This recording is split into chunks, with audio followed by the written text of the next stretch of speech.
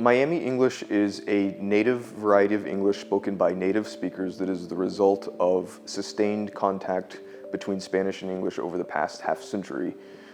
It is very interesting for that reason, but it is also not so different from other varieties of English that have undergone influence from other languages. So we can talk about English in Pennsylvania that has influence from German, English in Minnesota that has influence from Scandinavian languages. So right now in Miami we have 2, 3, and now a very young 4th generation of Cuban Americans who are growing up speaking Miami English as their first language, native variety.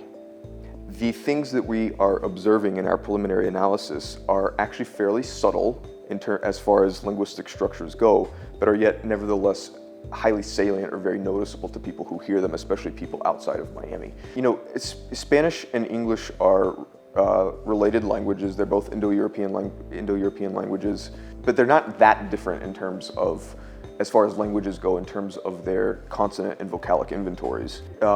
It seems to be the case that there is very subtle phonetic shading on consonants like L and R in English based on Spanish pronunciation. But in addition, there are lexical phenomena, so phenomena having to do with words, what we call calques, or a loan translation, a literal translation. So you hear things in Miami among native English speakers like, put me the light, you know, that's based on the Spanish, ponme la luz, or I'm gonna get down from the car, voy a bajar del coche.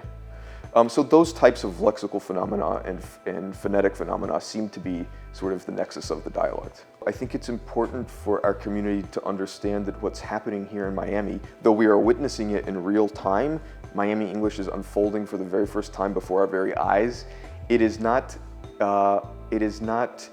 totally different from what's happened elsewhere. It's just that the time depth is different. We're seeing it right now in front of us, whereas we need to go back to the 19th century to see what happened with the Italian influence in New York City. Those dialects we now take to be kind of normal. They are normal because so much time has passed. Eventually enough time will pass in Miami that people may stop thinking that what's going on here is that Spanish is butchering English or vice versa.